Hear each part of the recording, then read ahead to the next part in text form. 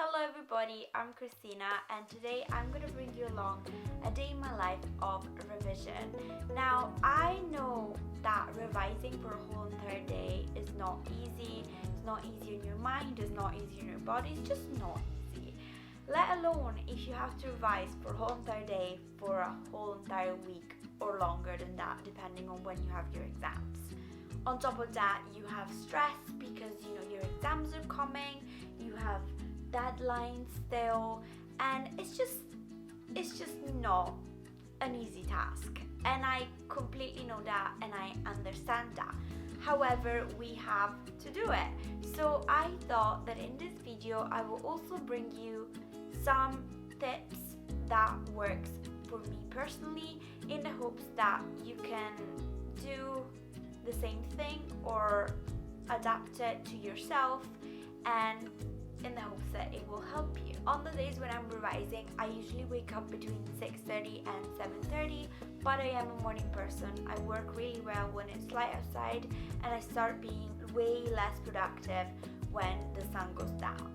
So that's why I wake up this early, because I know that my productivity hours are in between sunrise and sunset. If you're a person who naturally tends to be more focused when it's dark outside, then what's the point in forcing yourself to wake up at sunrise if you're not going to be productive until 10 a.m., right? If you're not going to be productive until 10 a.m. and you will be productive until later at night, then make the most of what you can do. Revise more at night if you are more focused at night, and then get your sleep. I usually sleep 8 hours, otherwise I'm not as focused.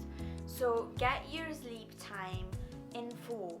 Do not sleep less in order to revise for longer hours, but be smarter about how to revise, how you plan your revision, and how you spend your day of revision. The second thing that I always do is I make my bed and I get ready for the day. I revise in my room, but that doesn't mean I can spend a whole entire day sitting at my desk in my PJs. That's not good for me, that's not good for my mindset, it's not good for my body. So I usually shower, make my bed, I get ready, and I make sure that my environment is tidy. Tip number 3, I think we are at this point, always make a to-do list in the morning before I start studying. Based on that to-do list, I decide what I have to prioritize on that day and how long things are going to take me, or how long I think it's going to take me to do something. So based on that, I will plan my day. Now, I usually do this on my planner, but if you don't have a planner, you don't have to.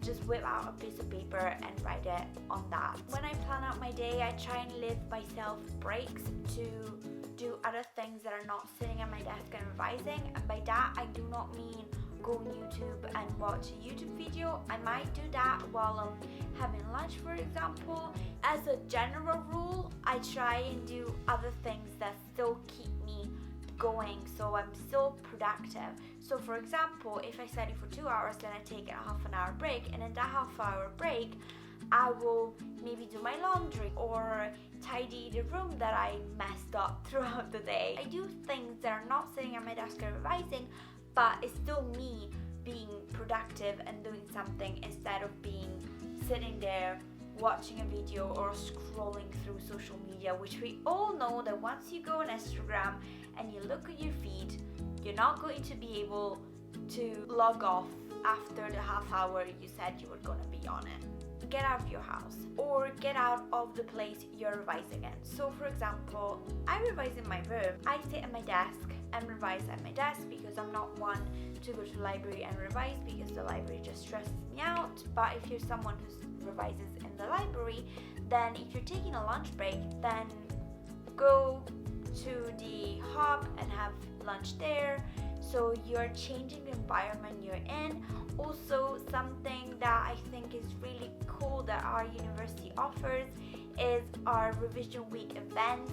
During revision week, also organizes events that you can go to get your mind off revision and have a small break. We have goats this year. We always have therapy dogs, which I love. Free pizza as well. And this year at the bottom floor of the library we also have the SOS room. Now I went to visit the SOS room just today and I think it's really cool. I got to make little stars and I got to like put it on a little piece of paper, hang it to the tree. It's just a nice and cute way of taking a break, doing something that is not revising, and doing that in a place that is not the same place in which you are studying. Another thing that I try to do every single day when I'm revising is do some form of exercise. Now it has been proven that exercise enhances the effectiveness of your studying. That is not something that someone has just made up. There's actually scientific studies on it and I had to Google it because I want to be as precise as possible. Exercises releases endorphins, which reduce stress levels, make you happier, among other things. So working out gives you energy and also makes you happier and less stressed. So there you go. Work out every day for a little bit to be more productive, more happy, and less stressed. Final tip I'm going to give you is see and talk to other people. Don't spend time alone with your thoughts. Get distracted by talking to someone else. For example, I try and put 2 and 2 together. So when I do my workout for the day, I go to dance classes at the dance society, and in that environment I can see other people, I can talk to other people, and I can socialize while taking a break and while producing the hormone that makes me less stressed. And with that, I'm gonna end this video. I hope you guys enjoyed it and I will see you again in another one. Bye!